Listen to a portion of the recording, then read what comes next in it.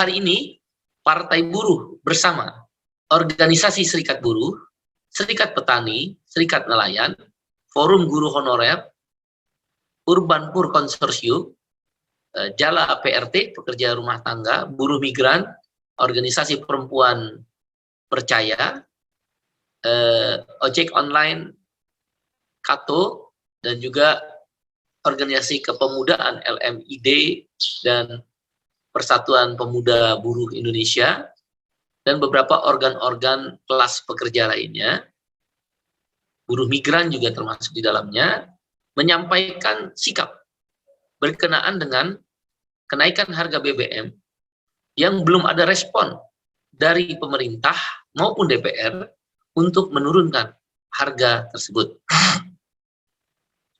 Ada 3 tuntutan yang saling keterkaitan yang disampaikan oleh Partai Buruh dan organ kelas pekerja ini. Yang pertama, turunkan harga BBM. Nomor 2, tolak Omnibus Law, Undang-Undang Cipta Kerja, yang dalam waktu dekat akan dibahas kembali, dipimpin oleh Wamenkeu, Satgas dari pemerintah. Yang ketiga adalah naikkan upah tahun 2023 sebesar 10 sampai dengan 13%. Ini saling terkait. Kenaikan harga BBM akan menurunkan daya beli 30%. Purchasing power masyarakat kelas pekerja, masyarakat menengah bawah itu termasuk buruh, petani, nelayan, dia akan turun 30%. Itu hitungan di Litbangnya Partai Buruh dan KSPI. Nah, secara bersamaan, Menteri Tenaga Kerja sudah mengumumkan bahwa upah tidak akan naik di tahun 2023 karena memakai PP nomor 36 tahun 2021. Dan PP nomor 36 tahun 2021 ini adalah turunan dari Omnibus Law Undang-Undang Cipta Kerja. Nah, Anda bisa bayangkan upah tidak naik, daya beli turun 30%, inflasi dalam hitungan Litbangnya Partai Buruh dan KSPI itu akan tembus berkisar di antara 6,9% sampai dengan 8%. Ya. Dan pertumbuhan ekonomi akan turun dari 5,1% di kuartal kedua, kami memperkirakan sekitar 4 sampai 4,5%. Kira-kira nggak terlalu jauh dengan apa yang disampaikan oleh pemerintah.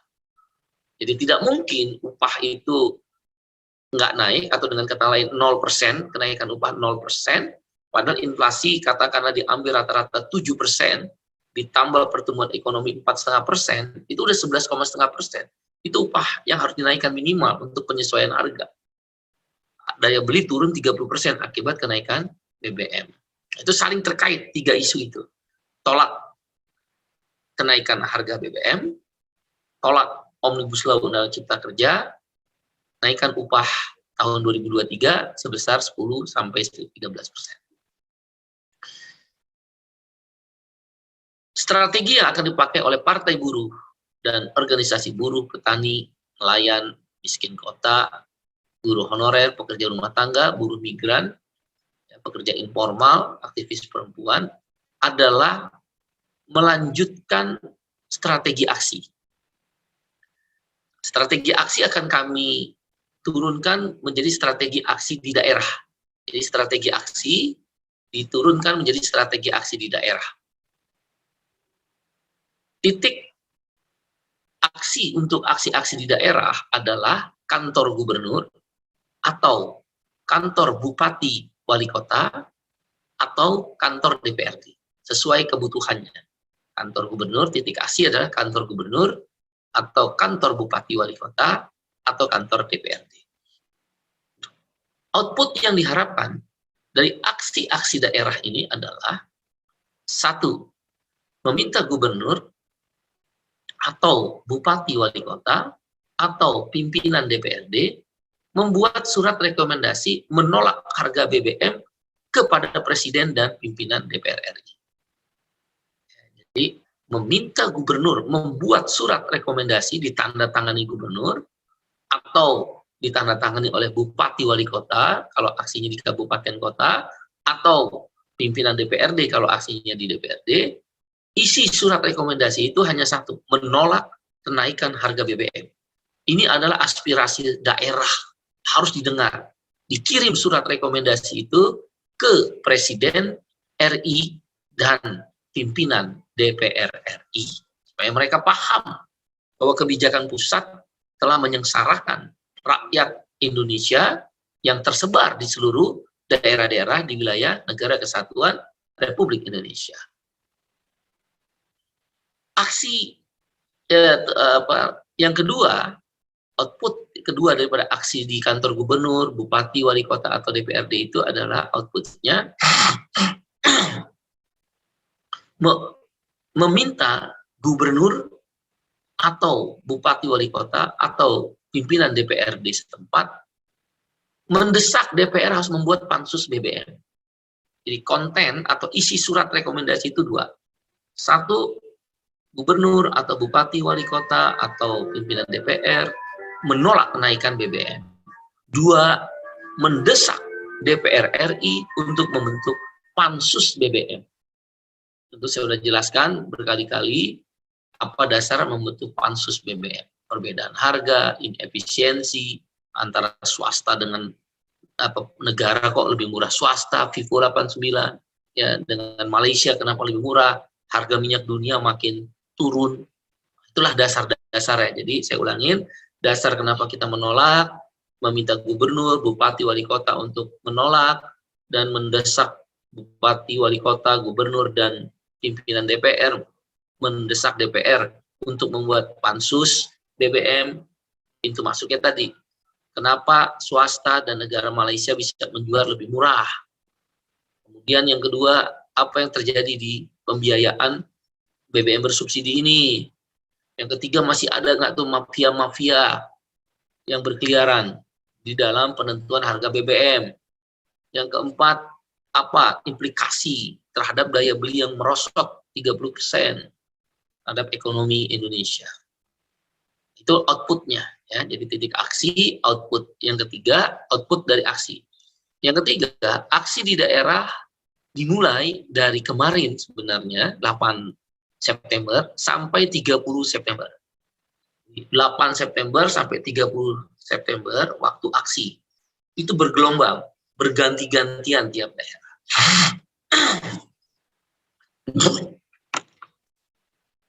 Antara lain ya, jadi bergelombang dan bergantian. Setiap hari ada aksi.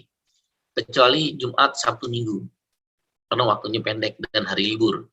Jadi Senin sampai dengan Kamis itu ada aksi setiap hari di seluruh wilayah Indonesia secara bergelombang.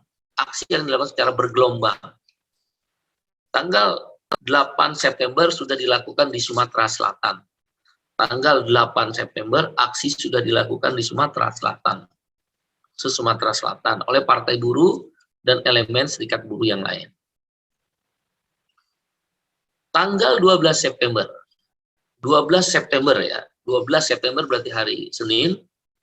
Aksi akan dilakukan oleh buruh se-Jakarta. Partai Buruh bersama KSPI, ORI, dan elemen-elemen lainnya akan melakukan aksi di Jakarta, di Balai Kota. Karena ini aksi daerah, maka tujuannya adalah Balai Kota. Tanggal 12 September di Balai Kota. Secara bersamaan, elemen serikat buruh yang lain, KSPSI, AGN, Andi Gani, itu akan melakukan aksi ribuan buruh di depan DPR RI. Rencananya ya, 12 September, rencananya KSPSI AGN, Andi Gani, itu aksi di depan gedung DPR RI, ribuan buruh. Sedangkan KSPI itu akan melakukan, dan Partai Buruh akan melakukan aksi di Balai Kota, ribuan buruh juga, ribuan buruh. Kemudian pada tanggal 13 September,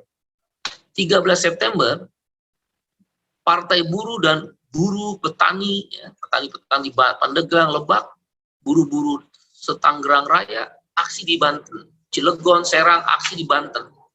13 September sebanten. Ini gabungan. Buruh, petani, nelayan, gabungan se-Provinsi Banten akan aksi ribuan buruh di kantor Gubernur Banten pada tanggal 13 September.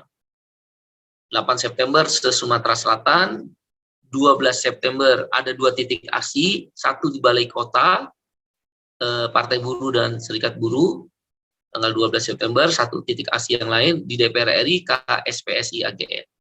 13 September, aksi Sebanten, gabungan kelas pekerja buruh, petani, nelayan, miskin kota, gabung semua. 13 September di Banten. Kemudian tanggal 14 September.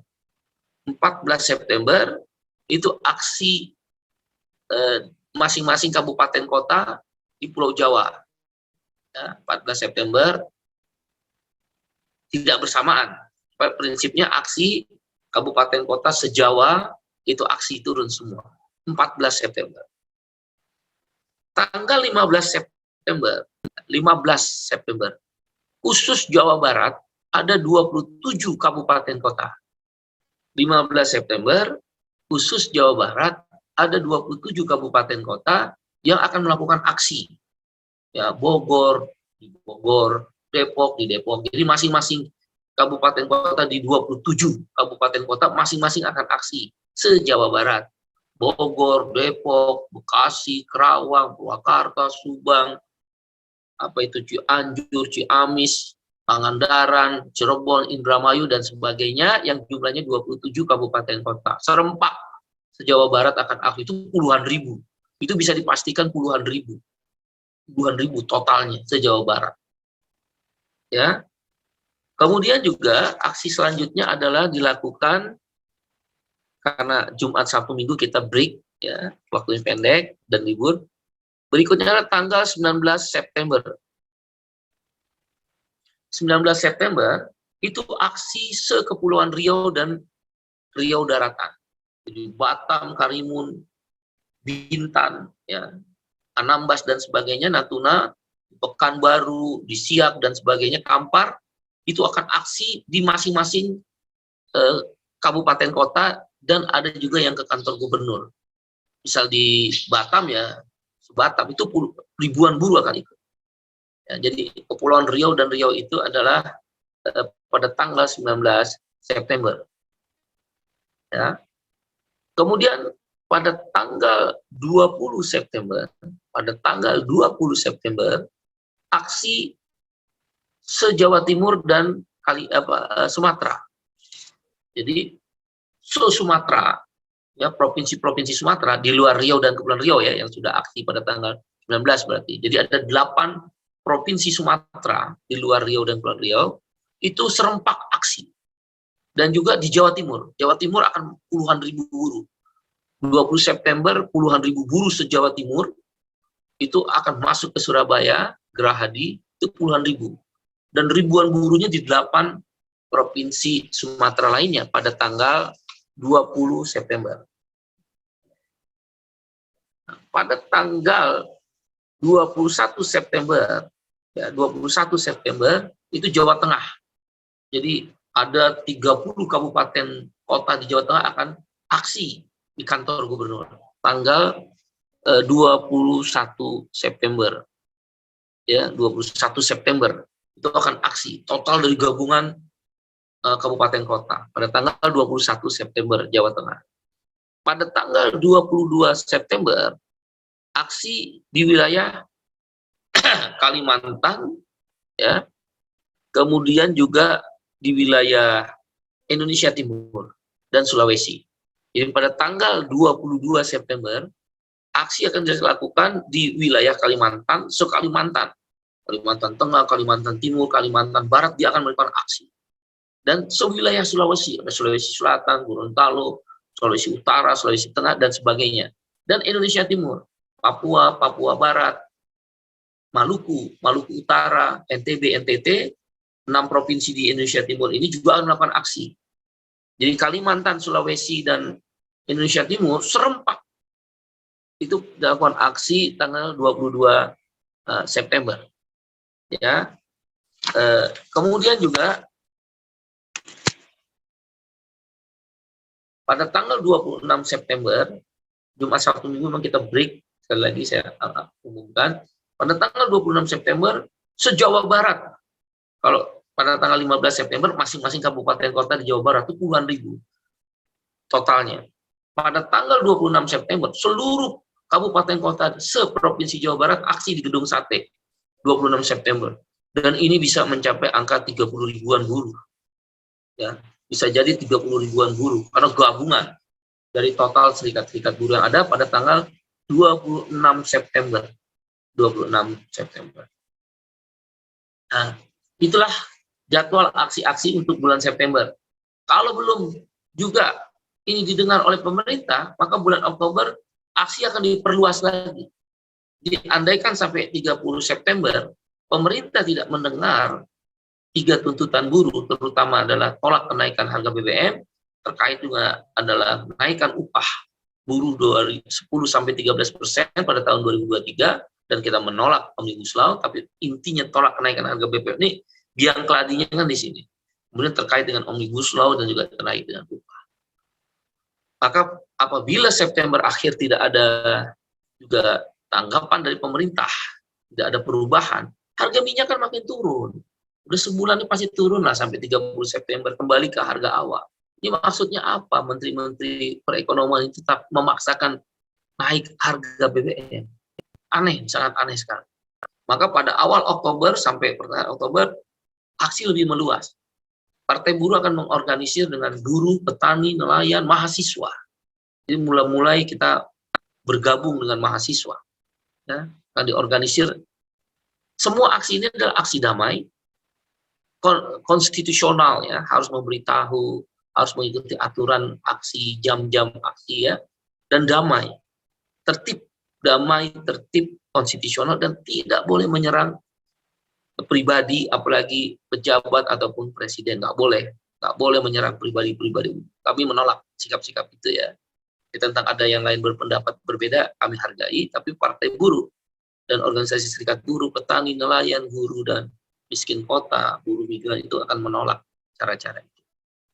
Ya, itulah bulan Oktober akan meluas. Artinya akan ada gabungan dari elemen-elemen lain. Barulah puncaknya, bila tetap tidak didengar, kami mempersiapkan akhir November, Partai Buruh dan organisasi serikat buruh, serikat petani, serikat nelayan, miskin kota, buruh migran, buruh honorer, dan yang lainnya, kami mempersiapkan kelas pekerja, ya, mempersiapkan pemogokan nasional. Tapi secara konstitusional, ya, dasar hukum pemogokan nasional akhir November atau awal Desember adalah satu Undang-Undang Nomor 9 Tahun 1998, menyampaikan pendapat di muka umum. Nanti kami akan lapor pemberitahuan, ya, ke aparat keamanan tentang bahwa kita akan mogok nasional. Bentuk mogok nasional adalah stop produksi. Jadi akan didahului nanti oleh perundingan-perundingan upah dan perundingan keberatan untuk naik BBM di setiap perusahaan. Mogok nasional kan deadlock tuh, karena pasti nggak akan tercapai titik temu, maka kita persiapkan stop produksi mogok nasional. Diumumkan secara resmi dan juga mengikuti aturan-aturan yang berlaku. Tidak anarkis. Jadi stop produksi, seluruh karyawan keluar dari pabrik, duduk di dalam pabrik atau di depan gerbang pabrik. Sebagian mungkin ada yang ke kantor-kantor pemerintah. Mogok nasional ini akan diikuti 5 juta buruh. 5 juta buruh yang berasal dari lebih dari 15.000 pabrik. Ya. Jadi 5 juta buruh akan turun yang berasal dari 15.000 pabrik di 34 provinsi dan di 400 lebih kabupaten kota. 440 lebih tepatnya. 440 di kabupaten kota.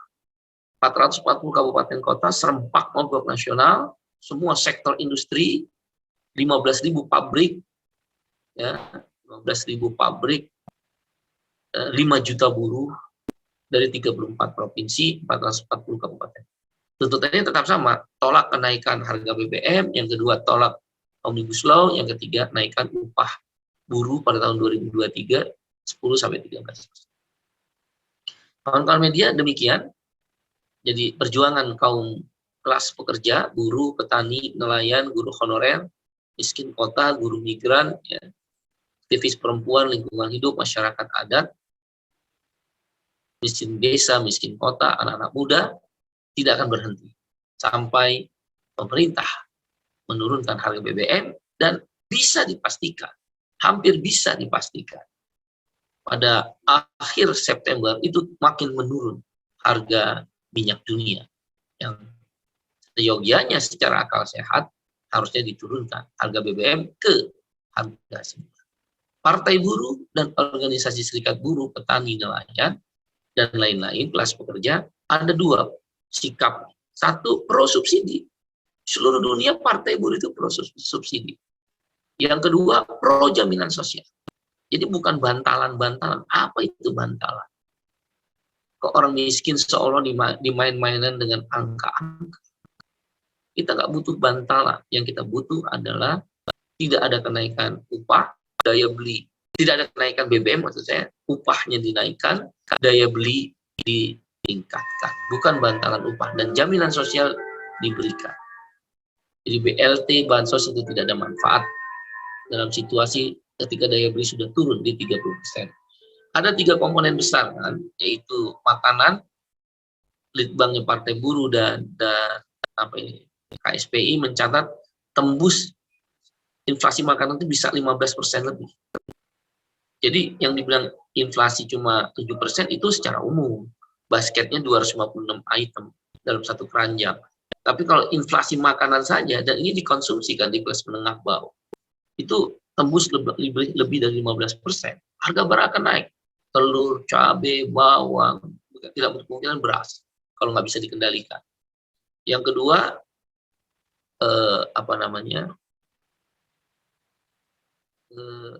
harga-harga yang melambung tinggi itu, kita ingin memastikan yang kedua adalah daya belinya ditingkatkan dengan kenaikan upah. Saya pikir demikian, dan melalui kesempatan ini Partai Buruh menghimbau kepada para netizen, mari bergabung bersama kami. Kalaupun tidak bergabung, bekerjalah sendiri-sendiri.